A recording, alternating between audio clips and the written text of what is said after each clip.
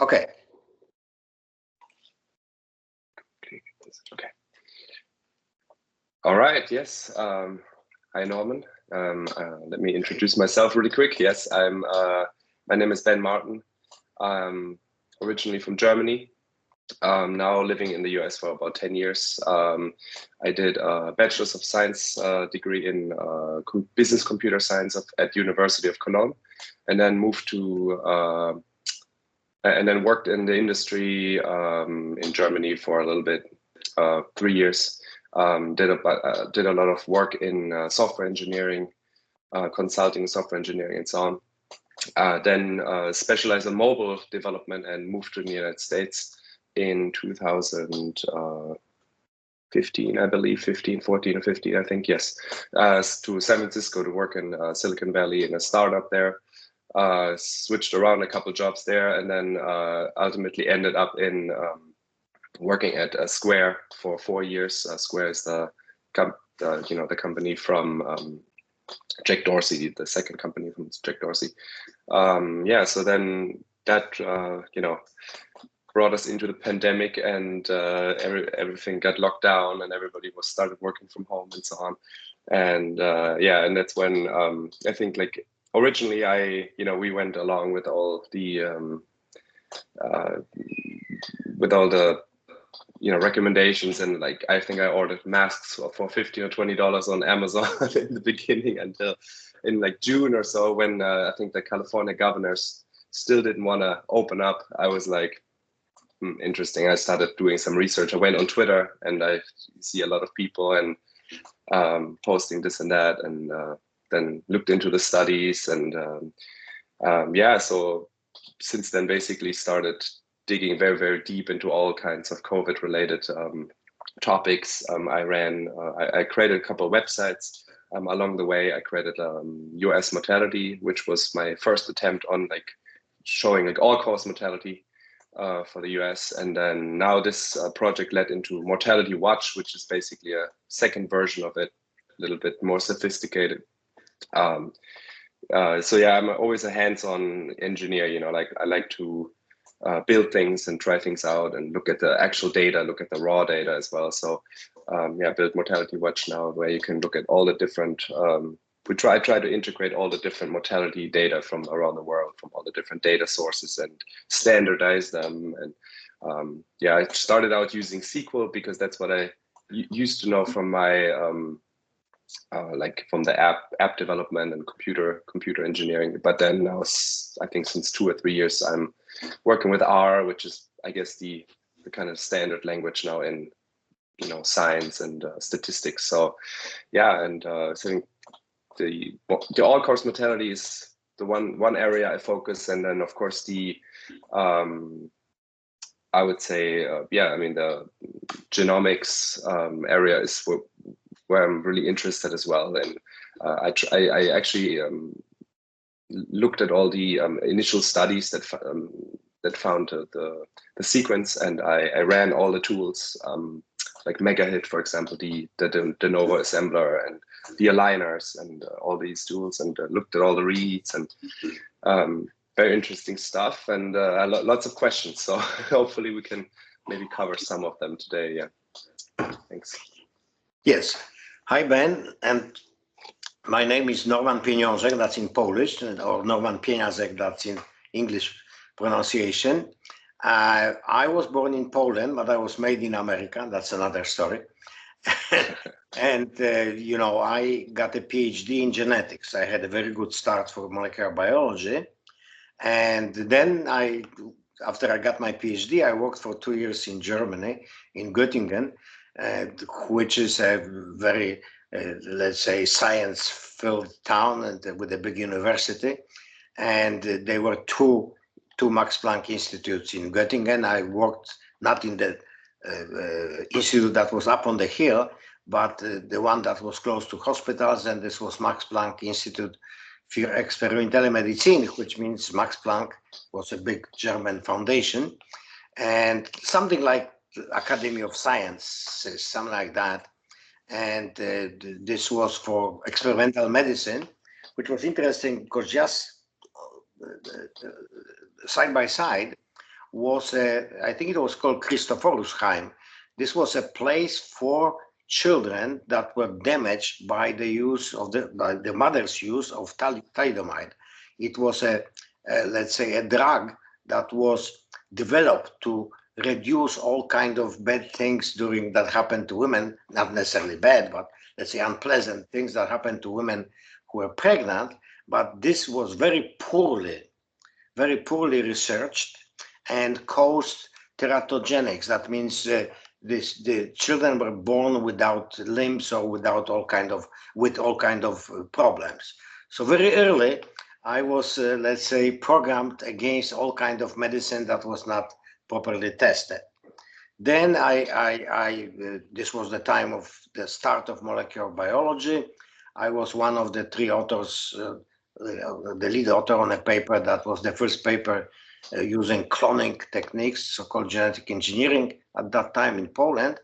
And then in '85, during the martial law in Poland, I got invited to Spain to teach molecular genetics at the University of Seville.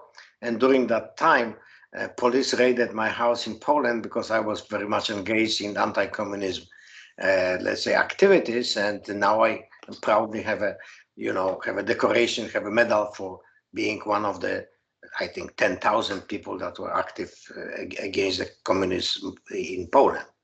And I could not come back to Poland. So in '86, I moved to the United States, and I became a visiting professor at the university, the medical school of the Louisiana State University, which is, the university is in Baton Rouge, but the medical school is New Orleans. So I worked there for 3 years in the Department of Microbiology, Immunology, and Parasitology, MIP. And then in '88, I competed for a job at the CDC because they wanted to open a new lab, which had a very nice name. It was the Molecular Diagnosis Reference Laboratory, which was the first. And then I moved to this job in June of '89 because I had to finish some grants in Louisiana. And then I worked for 23 years at the CDC and published over 120 or 30 papers. I have a pretty high this Hirsch index, H index, because a lot of things that I published was very novel, because I worked mainly on the opportunistic infections in AIDS. Then I moved to various different diseases, and I participated actively in one and as a second consultant in 2 other projects, which were projects on infections of the respiratory tract.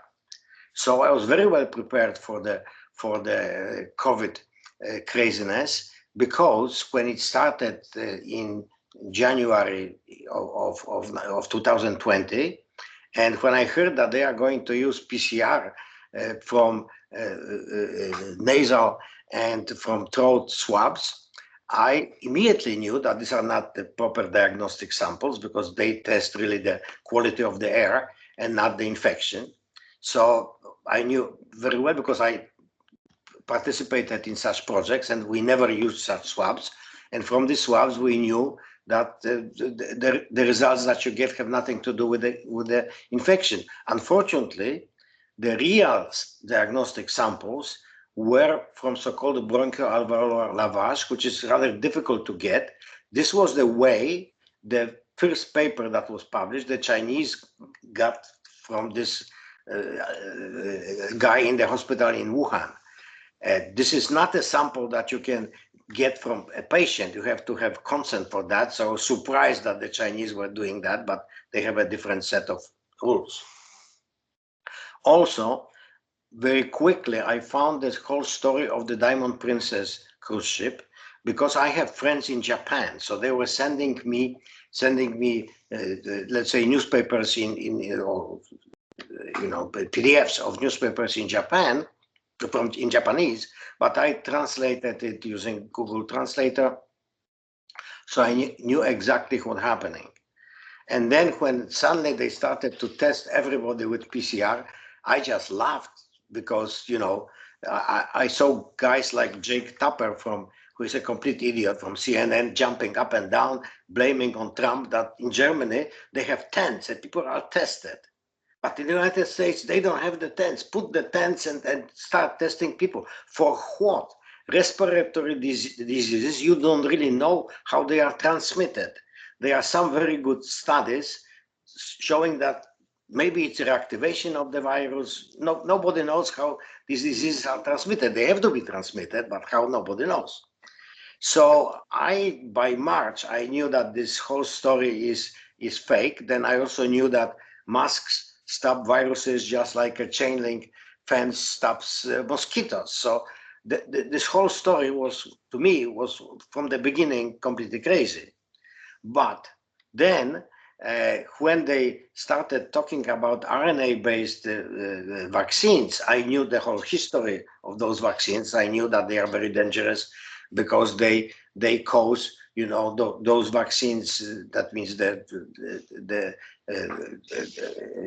lipid nanoparticles containing modified RNA get into the cells. They produce an antigen, and then these cells are killed because they are found by our immune system as something foreign.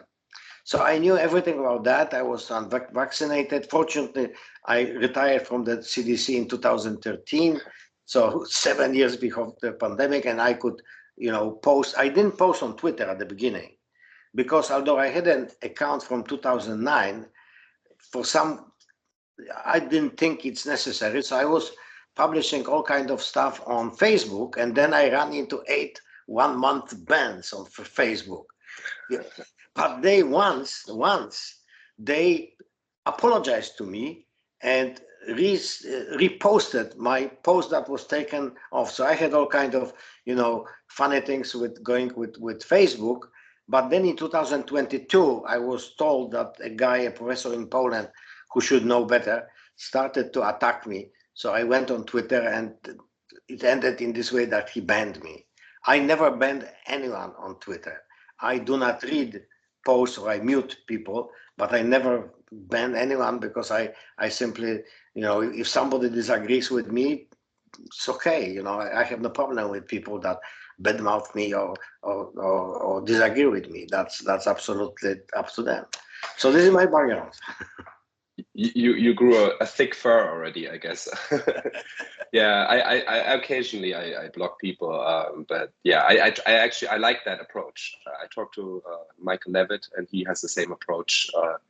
As he said, he said he never blocks people. I think it's if you can grow a thick skin, because there's a lot of people that use insults or other things, but if you can grow a thick skin to let it just pearl off of you, it's good. Yeah, because I agree, that's good. Yeah, I really like that how do you describe that I think the topic is very, very highly complex, right? And like I think a lot what we see in this time is like Twitter and other things. Like I think a lot of people like to jump to quick conclusions, and that's where people for example, when I think you mentioned someone from Poland attacked you, it's probably similar. Like people like to just stick to their narratives, and also you said like it's not really understood how like the viruses transmit, right? So like we see, I looked into all this, into all the evidence. Then there's people that say, oh, viruses don't exist and stuff like that, and I don't know. I think it's highly complicated. Like we don't fully understand what's truly going on, and I think if people had taken this kind of a little bit respect for this, it would have turned out differently. Yeah, but so I did like a FOIA request to the CDC because I studied the original paper a lot, like the Wu et al. I mean, there's actually a couple original papers. I think the Wu et al. Is one of them. It's interesting how the Chinese kind of worked in different labs, or I don't know exactly how they. So I did a FOIA request to the CDC and asked them what they have done internally to validate the sequence. So maybe like a question for you would be based on your perspective, since you've worked 24 years in the CDC, what is the capability of the CDC to kind of verify those things? And I guess they rely a lot on the publications. But yeah, I had some very specific questions around like the sequencing techniques that's been used. For example, the initial sequence was only established with the next generation sequencing, so short read alignment, de novo assembly in the beginning with Megahit, and then also other assemblers as well. But and then also like the ends were used with like a PCR technique race. I'm not sure if you, I assume you're familiar with that. Yeah. So I had some technical questions, and essentially they came back to me and said, well, we don't have much information around that other than what's already in the public domain.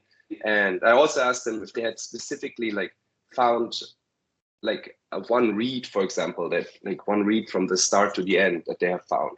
And they said, no, it's technically not possible. And it's also not possible to kind of isolate all the viral material that you have in the sample. So you're always sequencing all the other things as well. So you're always sequencing the human genetics, the bacterial genetics, and all these other things. So it's very interesting to learn about that now. Then they're building models, the human model, then bacterial models, and all those things to kind of filter out what is truly the viral sequence. So that's really interesting. But maybe you could any comments on that? Like how does the CDC work internally to verify those things? Yeah, the problem is that you see the CDC labs were not people were not authorized to come to the lab for about 2 years. This is because generally in the government,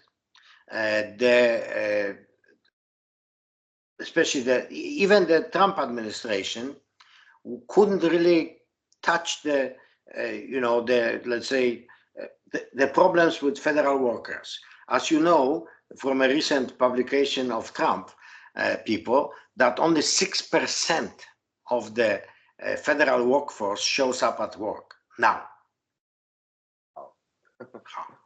And this happens from time to time at the CDC because, and other government agencies in the past, because you see the budget in the United States, the budget year is from the 1st of October to September 30th.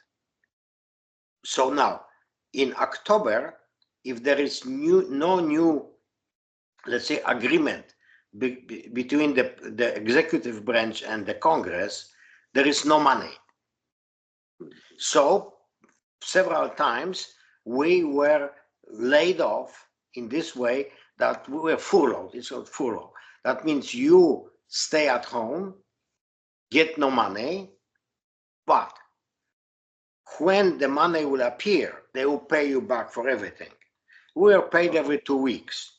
So it happened several times, sometimes into December. And I remember that in, I think, 1994, when or 95, when the Republicans got Congress, the whole media were showing people that work for the government and even receiving Social Security that could not buy the turkey for the Thanksgiving dinner. But that's a problem of the executive branch, in that case Clinton, and not only of the Congress.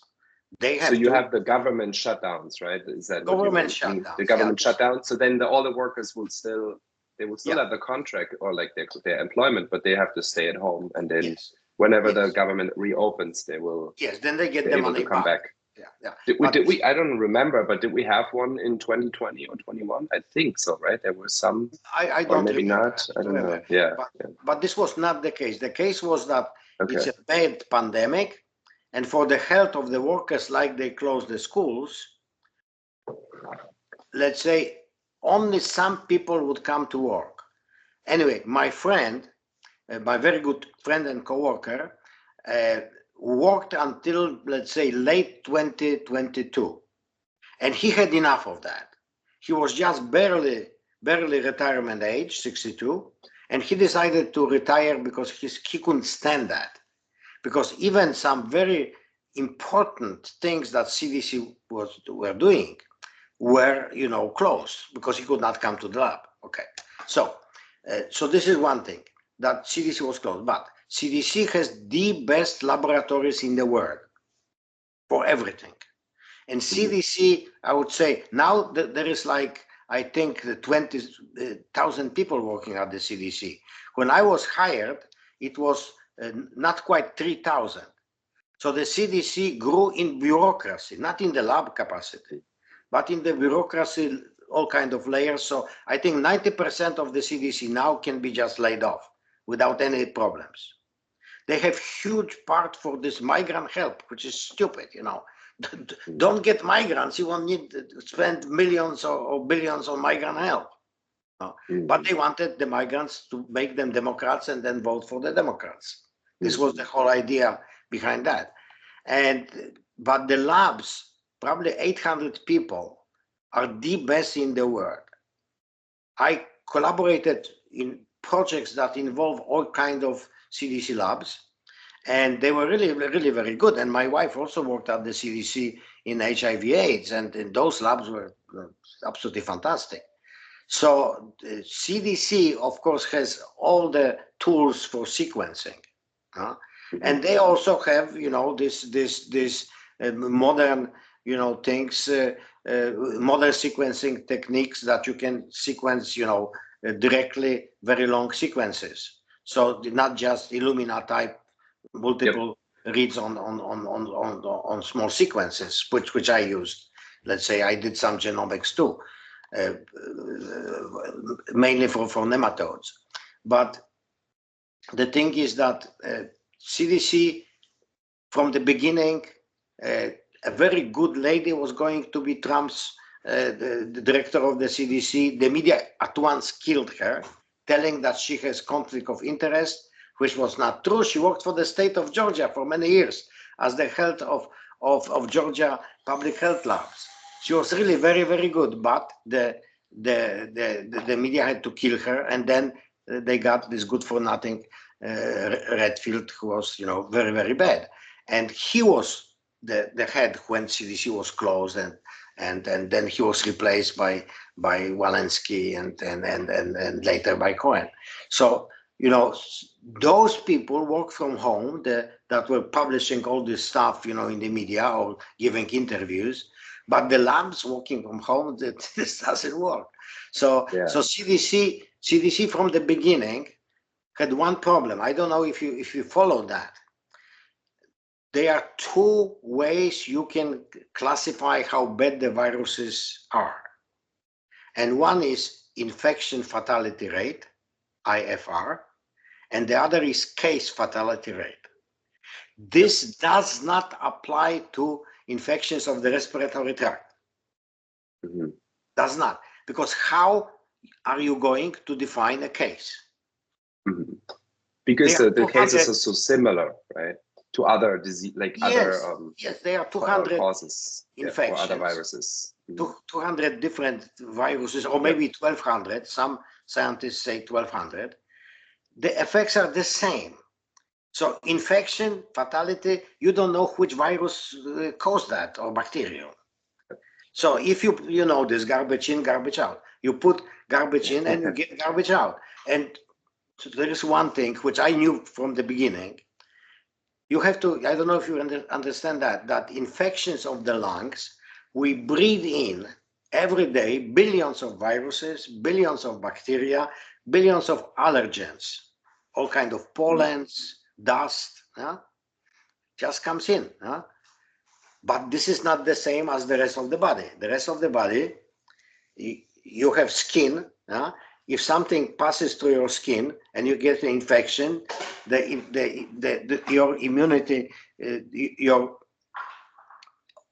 all antibodies, cellular immunity, humoral immunity, everything has to chase the infection because it can spread to your whole body, but not in the respiratory tract. So this is a very big difference. But apparently, people that were speaking at the beginning, even Fauci, who should know better, they all were presenting all kind of stuff which really applied to the bacteria or viruses that infect our body and not those that infect our respiratory tract. So you see, this is the problem, that from the beginning, the diagnosis was based on PCR, which should not be based on PCR, should be based like before. If you have a cold, okay, you have a cold, nothing happens. If you are getting pneumonia, which is very easy to find by, let's say, just using a stethoscope, you can hear the mucus vibrating in your lungs, and then you know that the person has pneumonia, and then what? You give antibiotics. But this was based now on something very different. Yeah, I think am I understanding correctly, or so you say the PCR is not very good and if I understand you correctly, is that you're not saying that the PCR technique itself is not reliable or something. So it's very because good. It's very good. Okay, so because there are some people saying that, oh, it's just picking up whatever or something. But so let's assume, or let's say the PCR technique itself is very good. It's picking up what it's intended to do. However, I think what you say is we are analyzing a sample of a vast amount of microbes, and it's a whole sample of a lot of things. Let's say microbes and other things, pollutants, I guess, from the environment, from our own body, maybe in certain things. Is that the kind of the issue, I guess, or there are 3 papers from the CDC. One is, I think, 2001, and 2 others are published in the Journal of AIDS.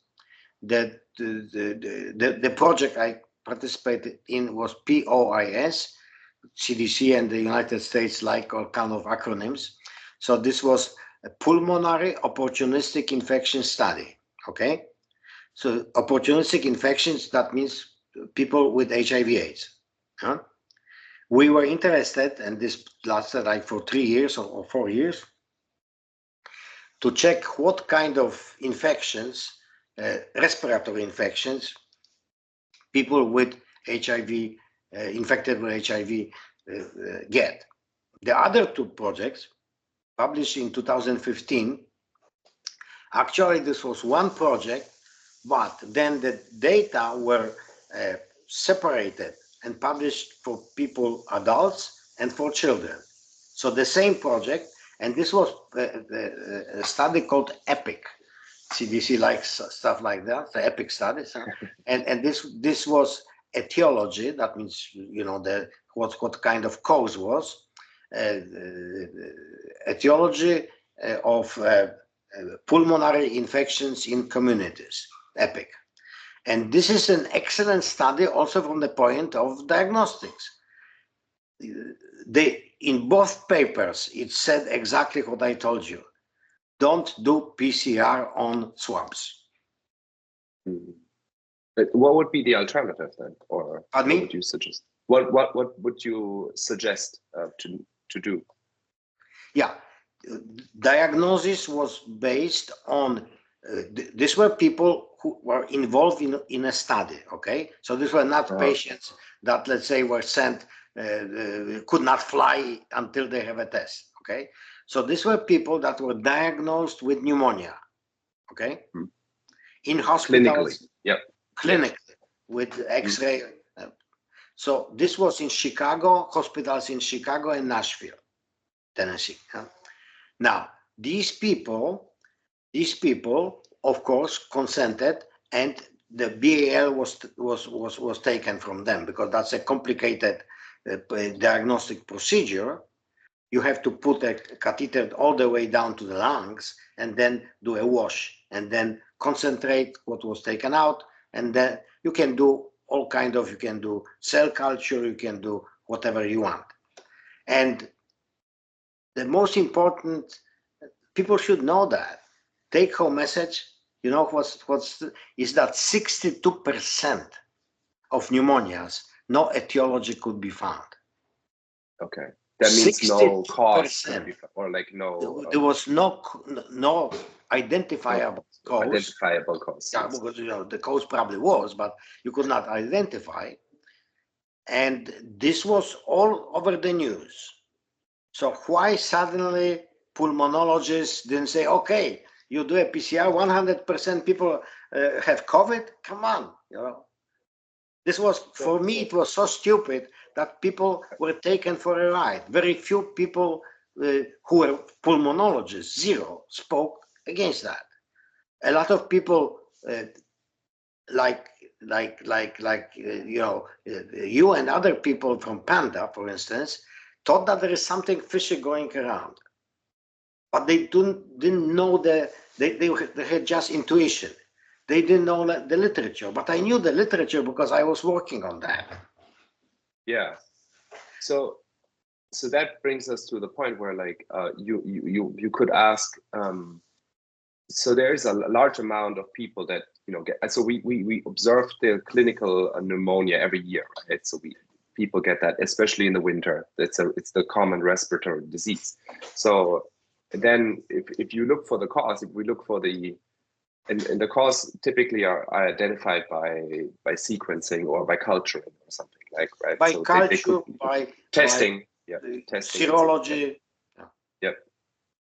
So, but we essentially, very, very strictly speaking, because you also mentioned the CFR and IFR and those things, and it depends on how strictly we want to apply the methodology, right? Like the CFR and the IFR numbers, for example, are not very accurate in my opinion, because also they are not from a statistically representative sample of the population. So you couldn't really know, if you were to introduce this agent into a new population, what would be the true rate, right? So it's just based on observation.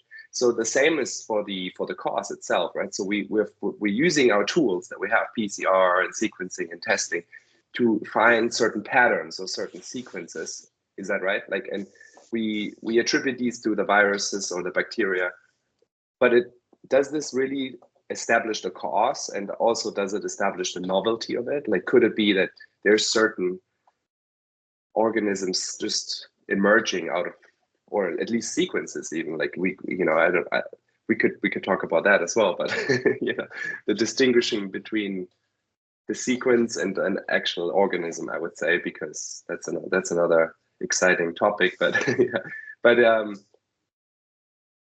I think, like, the cause itself, just because we find some sequences or some viruses in people, does this really mean that they are sick of this, right? Like, that's a whole nother story. But yeah. What was the most common virus they were finding? Of course, they were looking just for stuff that they knew. They were not looking like the Chinese to try to do this next generation sequencing to try to assemble something. The Chinese definitely knew what they were looking for, and they probably assembled that to a sequence of a coronavirus. But the thing is that those studies, the CDC studies, didn't look for anything new. However, those cases that they couldn't establish, they were using next generation sequencing and didn't find anything. So that's why the conclusion that 62% of cases of severe pneumonia, etiology could not be established.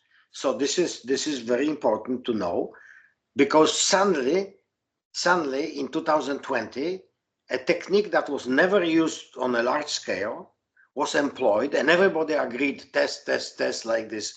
Jake Tapper from CNN was jumping. He doesn't know his left hand from his right hand, and he was doing that. But what was that technique? Sorry. No, technique was PCR. Okay, yeah. And mass PCR, right? Where we screen essentially entire populations. From the mass PCR from the air filter. Mm-hmm. Knowing that, in 2015, 2 papers that were published in conclusions have clearly stated that you cannot do PCR on nasopharyngeal and this oropharyngeal swabs, deep throat swabs and nasal swabs, because this is the testing of our air filter and can show some dead viruses or previous infections or something like that. But this is the only one. So the causality cannot cannot perfectly be established, right? Just because we find something somewhere, it doesn't mean it's either novel or it is the cause, right? We would have to. It means nothing. Spending it's just money. correlation. It's correlation. But Germany, I compared Germany, the statistics, and Austria and Denmark. Yep. Germany was very good. They did just 4 tests per person, you know, in 3 years or 4 years. Can you imagine that Denmark and Austria, 2 countries neighboring Germany, did over 20 tests per person?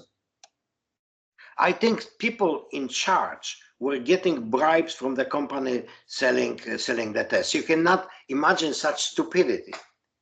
Yeah. But and Austria is a good point. Like I agree. I read about that too. That Austria did. I think Austria is the country in the world, or in Europe at least, that has the most tests per capita for sure. Interestingly, I think Austria still has a very high excess mortality. So it almost seems like it's correlating with the amount of tests you do, like the more disease or the more mortality you get.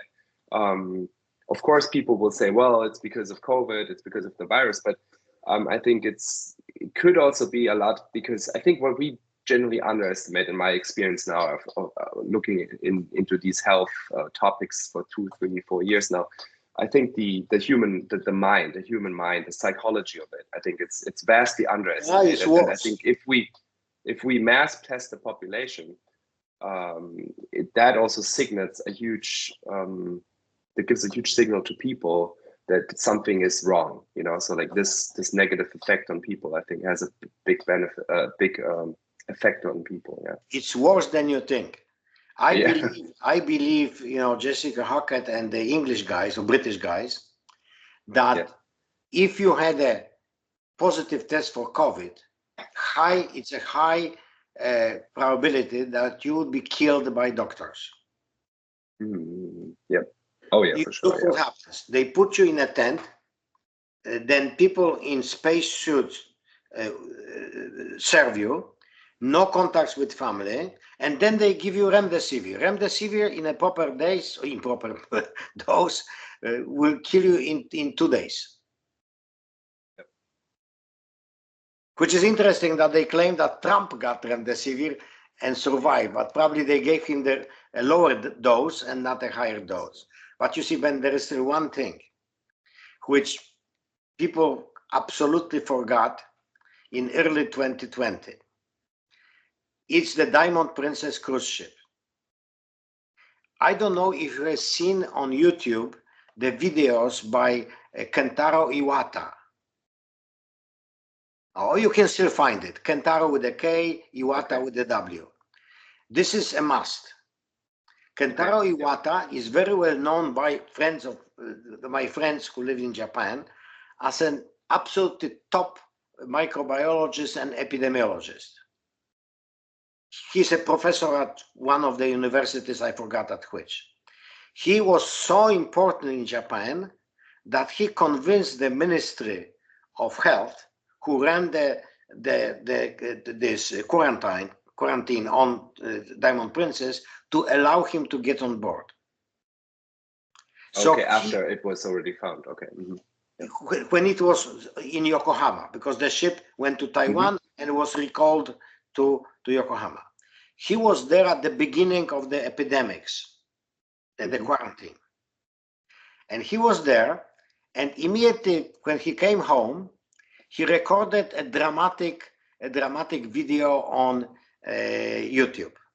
He believed that the virus is really SARS.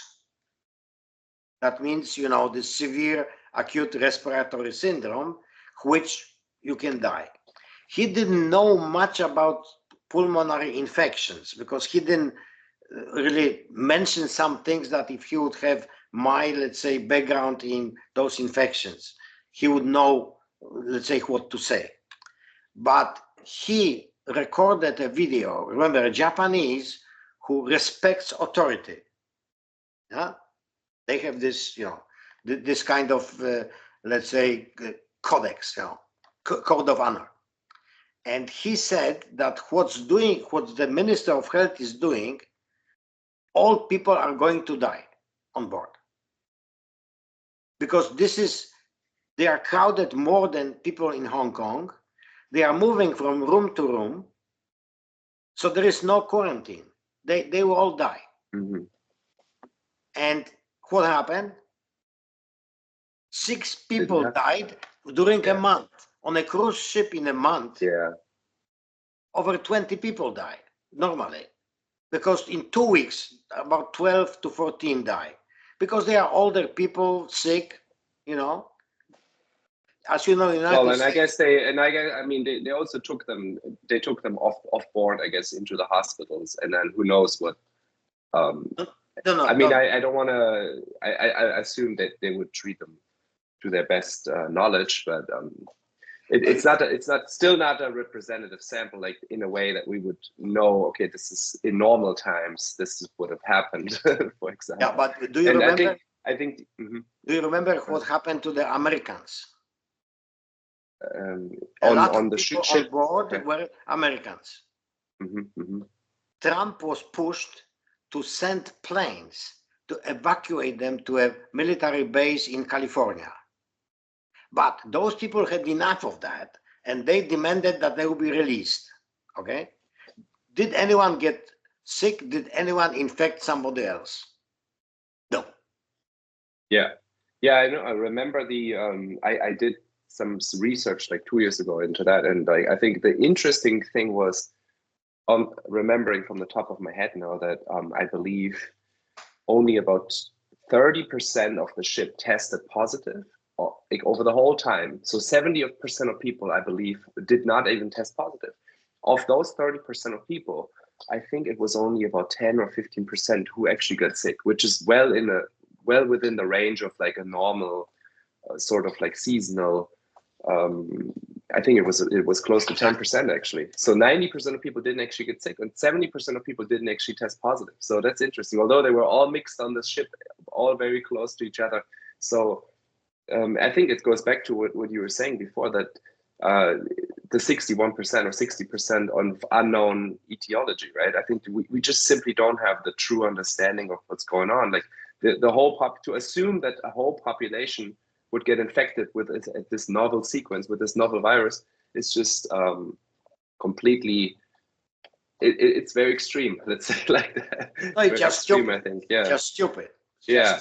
Well, the other thing that comes to mind, like now we have so much more data, like, but it's still a very small amount of, I think, what's truly going on. We have have you seen these charts of BioFire panel, for example? They have, I think they list, I don't know, it's been a while since I looked, but 10, 20 different viruses. And you can see how they kind of fluctuate throughout the population.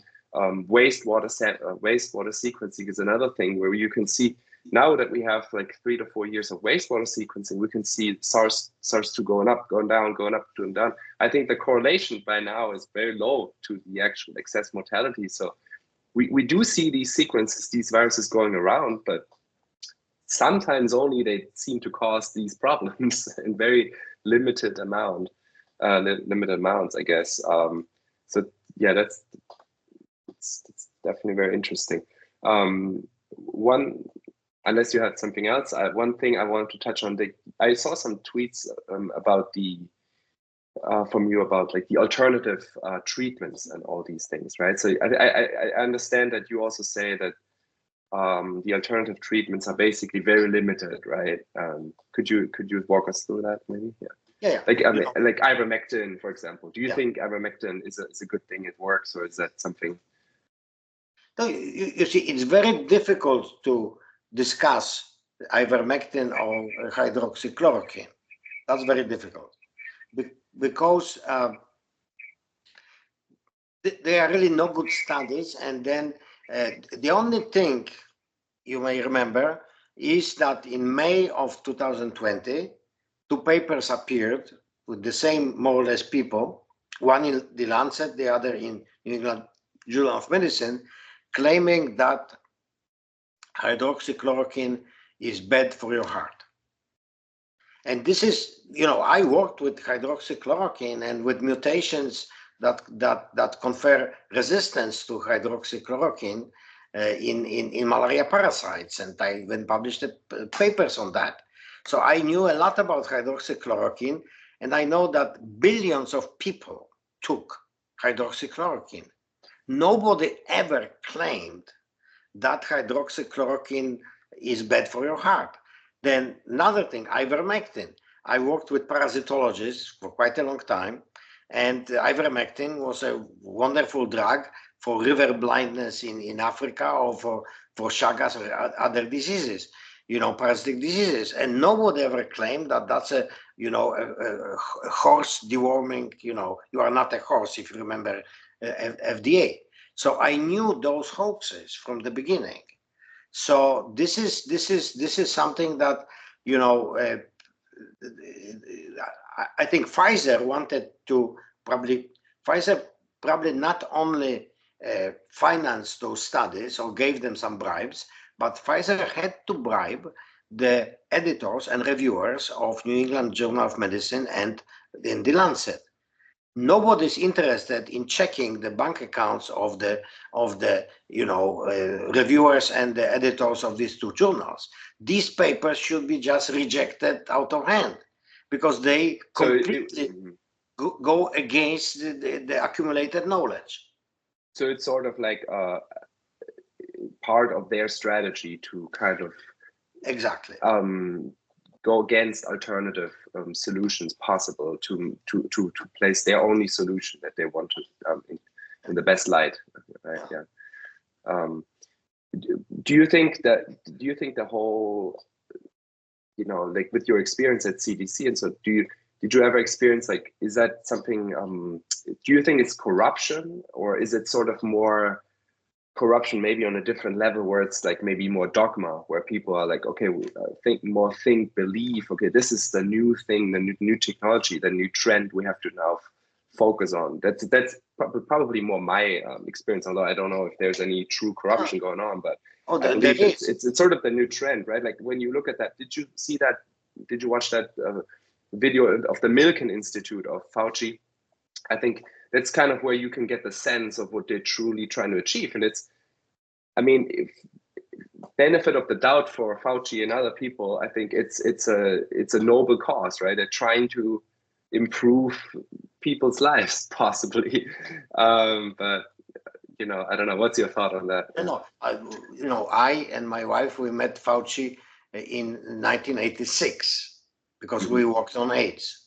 So we know about Fauci and his accusations against Robert Gallo, who didn't get the patent for the sequence. We could get the patent for the sequence of HIV, the virus 1 and 2, and then didn't get a Nobel Prize. He should get a Nobel Prize. Fauci is very ambitious, and he was usually called by people a mean midget, because he is very small and he's very mean. But so he was made fun of at all kinds of meetings that we would go to, because Robert Gallo for everybody was the victim, but also a very good scientist, because Robert Gallo worked on viruses which are similar to what later was found as HIV, to the HTLV, human T-cell leukemia viruses. So he was very, sorry to interrupt. So there are a lot of different viruses, sequences that are similar, right? Like if we go very deep into the data, if we look into the sequencing data, we will find lots of different viruses, lots of different patterns. Viruses have the same, let's say, model what the HIV 1 and 2 viruses have. And Robert Gallo was in a different institute. He was in the National Cancer Institute, and Fauci was the head of the National Institute of Allergy and Infectious Diseases. So I had some overlap with both, because I was working on opportunistic infections. This was Fauci's institute, and on HIV, which was, of course, the Cancer Institute. So everybody knew that Fauci had a problem with that, ethical problem. And then Fauci became a victim. from a hero to a victim, because he invented them, or his people proposed a method to stop transmission of the HIV virus from mother to child, which is a substance called AZT. And this was, remember, this was late 1980s, early 1990s. There were no drugs for HIV. And this was very successful. However, he was accused by all the activists that he was poisoning people who had AIDS. And that's not true. There were no good drugs. The drugs, so-called highly active anti-AIDS treatment, disappeared in the end of 1990s. So then everything, of course, became very, very different, because those drugs could bring down the effects of infection with this virus. Could not cure, because the virus is built into the genome. But Fauci, of course, brought in the whole pandemic to the United States, and he thought that he would get a Nobel Prize for that. And he was very, very active. And then in 1993, in January, which is almost 2 years ago, he published a paper that you cannot make a vaccine against respiratory infections. Have you seen this paper? I think so, yes. Yeah, this was a paper in Cell Perspective, an excellent paper, because it's not something new. He was just restating the knowledge from, let's say, the 1940s to now. Can you imagine Associated Press attacked him? Pardon me? Yeah. No, I was going to ask, like, can you explain? Is that possible to explain briefly what was the why he says that it's not possible to vaccinate against? Yes, respiratory disease. Mm-hmm. Yeah, but I knew about this really since 2020, because I really didn't pay much attention to that. In 2020, after I got the flu vaccine, my former colleague from the CDC, I was talking to her, and she said, "Look, do you know that there is a scam with the flu vaccine?" I said, "No, how could I know? Because I didn't work on the flu vaccine." They said, "Look, people until now remember the flu epidemic, the Spanish flu, 1918, 1919. But flu didn't kill those people. What killed these people, Fauci published. He reanalyzed the samples from that time, samples from this Asiatic flu from 1956 and Hong Kong flu 1968. All people died of bacterial pneumonia.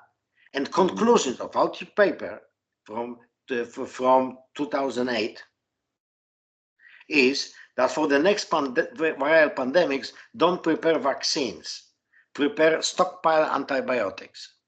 Mm-hmm. He conveniently forgot about that.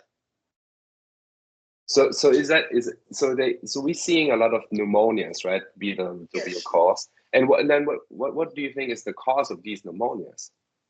A viral infection. Okay. But the problem with pneumonia but isn't it like, couldn't we also say that maybe it depends on because typically affecting mostly maybe like people that are not very good in health or underlying health, right? Because, for example, one of the hypotheses I had was when you look at the obesity data in the US, you could see the obesity data slowly creeping up. No, you don't think that's okay? I don't think that's a problem. The problem during the pandemic was that you had telemedicine. Nobody listened to you. Cannot use they never told people this is a stethoscope. Place it against your lungs, and then the doctor will listen to that. No. So normally, when you have a cold, some people, the cold will move into pneumonia, bacterial pneumonia. You can die from bacterial pneumonia because fluid fills your lungs and oxygen does not go to the blood. So you drown. Pneumonia is drowning. Of course, pneumonia also, you can get sepsis. You can get, bacteria then infect your whole body, and, there's one-way road, So the thing is that they were not, people were not diagnosed when a cold moves into something much more serious. Normally, you go to a doctor when you start coughing, because then you get, this mucus and you start to cough. You know how the respiratory system works? You have mucus, you have really no antibodies that react to an infection. You have only IgA, a lot of it.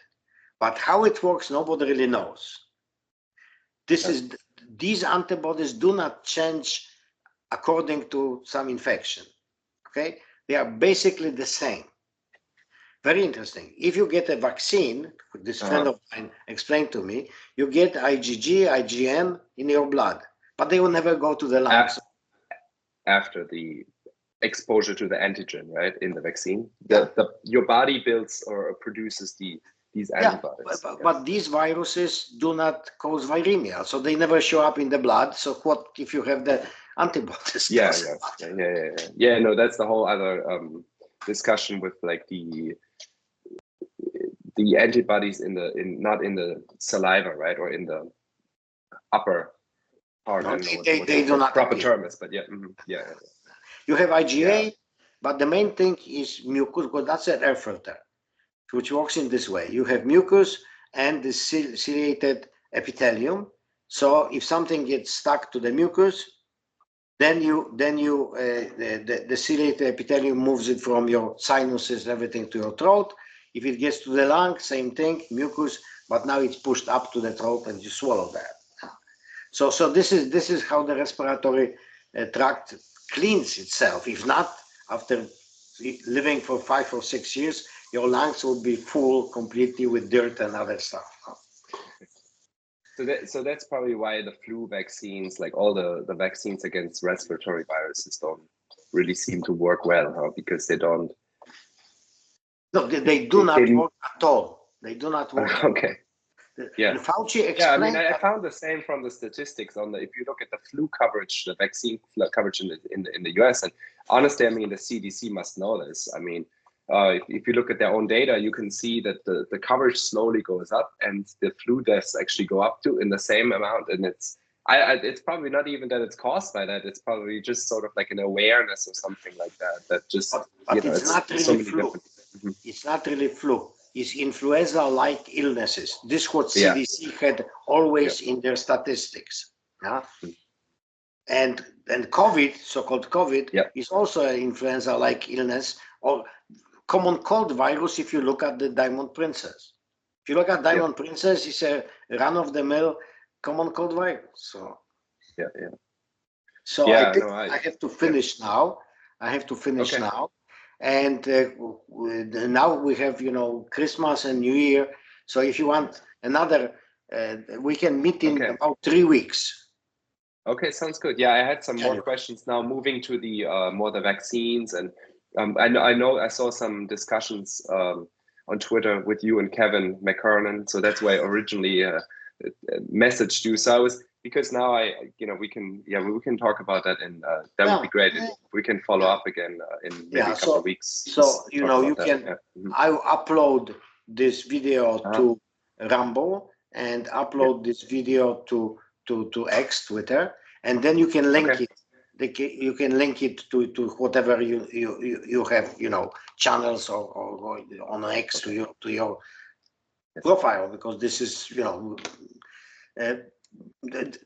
interesting discussion. I think our discussion was very good, and I hope that we'll have many more such sessions. So thank you, Ben. I appreciate it too. Thank you. Yes. Very interesting. Yes. Thank you, Norman. Okay. Bye. Take care. That's all stopped. Okay. It's still stopping, because you can also download it immediately from Skype. Okay. I haven't used Skype here before, but okay, maybe it will tell me when we end the call. Maybe it will tell me. Yeah, I will find it.